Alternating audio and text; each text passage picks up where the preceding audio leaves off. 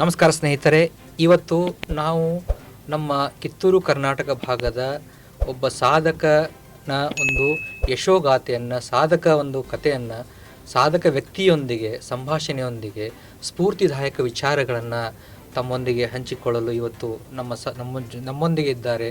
ಸಾಧಕರಾದಂತಹ ಒಂದು ಹಳ್ಳಿ ಭಾಗದಲ್ಲಂತೆ ಶಿಕ್ಷಣ ಪಡೆದು ಒಂದು ಉನ್ನತ ಮಟ್ಟದ, ಭಾರತದ ಅತಿ ಉನ್ನತ ಮಟ್ಟದ ಪರೀಕ್ಷೆಯನ್ನು ತೇರ್ಗಡೆಯಾಗಿ ಒಂದು ಸಾಮಾಜಿಕವಾಗಿ ಒಂದು ಸಮಾಜಮುಖಿಯಾಗಿ ಕಾರ್ಯೋನ್ಮುಖರಾಗಲು ವಿಶೇಷ ಪರೀಕ್ಷೆಯನ್ನು ಬರೆದು ತೇರ್ಗಡೆ ಹೊಂದಿರತಕ್ಕಂಥ ವ್ಯಕ್ತಿ Shri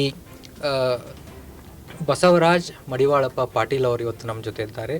all over India AIR ranking 739 ಹೊಂದಿದ್ದು ಇವರ ಒಂದು ಯಶೋಗಾಥೆಯನ್ನು ಇವತ್ತು ತಮ್ಮೊಂದಿಗೆ ಹಂಚಿಕೊಳ್ಳಲು ನಾವು ಇವತ್ತು ತಮ್ಮೆಲ್ಲರ ಮೂಲಕ ನಾನು ಇವತ್ತು ಈ ಒಂದು ಕಾರ್ಯಕ್ರಮಕ್ಕೆ ಸ್ವಾಗತ ಕೋರುತ್ತೀನಿ. ನಮಸ್ಕಾರ.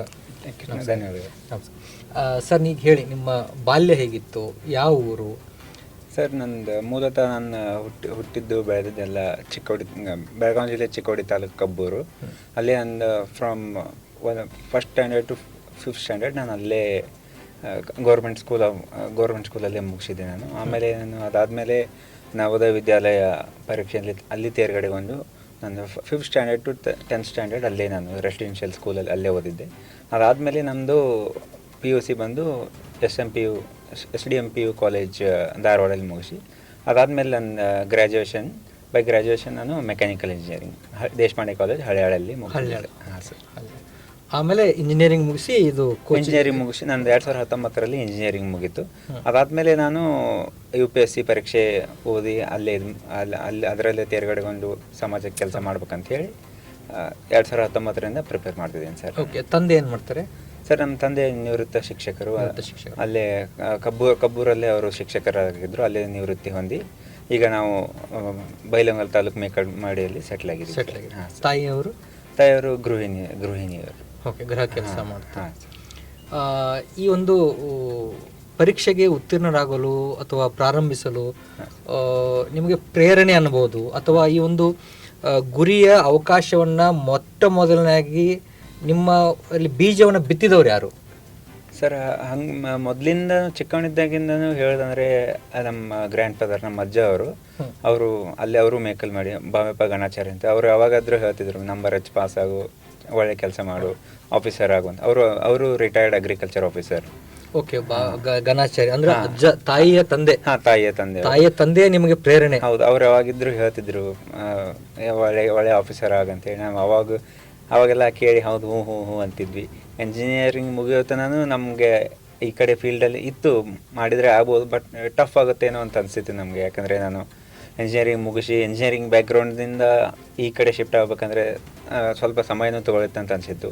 ನಾನು ಅದಾದಮೇಲೆ ಯೋಚನೆ ಮಾಡಿ ಮನೆಯಲ್ಲೆಲ್ಲ ಮಾತಾಡಿ ಅವರು ಆಯಿತು, ಅವರು ಮನೆಯಲ್ಲಿ ಅಂದೂ ಏನು ಹೇಳಿಲ್ಲ. ಅವರು ನೀವು ಏನು ಮಾಡ್ತೀರಾ ಮಾಡಿ ಅಂತ ಹೇಳಿ ಫ್ರೀಯಾಗಿ ಬಿಟ್ಟು ನಿಮ್ಮ ಭವಿಷ್ಯ ನೀವೇ ನಿರ್ಧಾರ ತಗೊಳ್ಳಿ.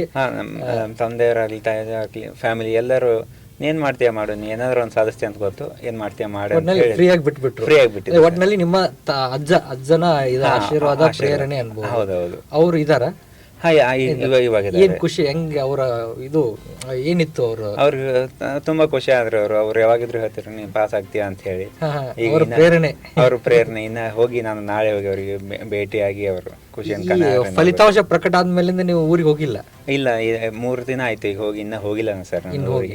ಇವತ್ತು ನೈಟ್ ಹೋಗಿ ನಾಳೆ ಬೆಳಿಗ್ಗೆ ಫಸ್ಟ್ ಪ್ರಪ್ರಥಮವಾಗಿ ಮಾಡುವಂತ ಕೆಲಸ ಏನ್ ನೀವು? ಮೊದಲು ಅದೇ ಹೋಗಿ, ಯಾಕಂದ್ರೆ ಫ್ಯಾಮಿಲಿಗೆ ಮೀಟ್ ಆಗಿ ಅವ್ರ ರಿಯಾಕ್ಷನ್ ನೋಡ್ಬೇಕು. ನಾನು ಅನ್ಫಾರ್ಚುನೇಟ್ಲಿ ಅವ್ರು ಅಲ್ಲೇ ಇರು ಅಂತಿದ್ರು ರಿಸಲ್ಟ್ ಬರುವಾಗ, ಇಲ್ಲೇ ಇದ್ದು ಖುಷಿ ಆಗುತ್ತೆ. ಬಟ್ ನನಗೆ ಕಾನ್ಫಿಡೆನ್ಸ್ ಇರಲಿಲ್ಲ ನಾನು ಪಾಸ್ ಆಗ್ತೀನಿ ಅಂತ ಹೇಳಿ. ಮನೆಯಲ್ಲಿದ್ದು ಮತ್ತೆ ಫೇಲ್ ಆದ್ರೆ ನಾನು ಸಮಾಧಾನ ಮಾಡಿ ಅವ್ರಿಗೂ ಸಮಾಧಾನ ಮಾಡಕ್ ನಂಗೆ ಆಗೋದಿಲ್ಲ. ನಾ ಇಲ್ಲೇ ಇದ್ದು ಅಟ್ಲೀಸ್ಟ್ ಹೋಗ್ಬೇಕಂದ್ರೆ ನಾನು ಪಾಸ್ ಆಗಿಯೇ ಹೋಗ್ಬೇಕಂತ ಡಿಸೈಡ್ ಮಾಡಿಬಿಟ್ರಿ? ಡಿಸೈಡ್ ಮಾಡಿದ್ದೆ ಸರ್ ನಾನು. ಅದೇ ಅವ್ರು ಯಾವಾಗಿದ್ರು ಹೇಳ್ತಿದ್ರು, ಇಲ್ಲೇ ಇದ್ದ ಇವತ್ತು ಅದನ್ನೇ ಅಂತಿದ್ರು ಅವರು, ಇಲ್ಲೇ ಇದ್ದಾಗ ಪಾಸ್ ಆಗಿದ್ರು ಇನ್ನೇ ಚೆನ್ನಾಗಿರ್ತಿತ್ತು ಅಂತ ಹೇಳಿ. ಇಲ್ಲಿ ಬಟ್ ಇದು ಹೆಂಗಿದ್ರೆ ಜರ್ನಿಯಲ್ಲಿ ಸೀರೀಸ್ ಆಫ್ ಫೇಲ್ಯೂರ್ಸ್ ನಾನು ನೋಡಿದ್ದೀನಿ ಸರ್. ನೋಡಿದೆ, ತುಂಬಾ ಇರುತ್ತೆ. ಇದು 5ನೇ ಅಟೆಂಪ್ಟ್ ಆದ್ರೆ 4 ಸರಿ ಫೇಲ್ ಆಗಿನೇ 5 ಸರಿ. Competitive exam is not A easy task. ಹೌದು ಸರ್, ಹೌದು. ನಿಮ್ಮ ಒಂದು ಭವಿಷ್ಯವನ್ನ, ಜೀವನವನ್ನೇ ಅದಕ್ಕೆ ಕೊಡಬೇಕು. ಹೌದೌದು ಸರ್. ಎಲ್ಲಾ ತ್ಯಜಿಸ್ಬೇಕು.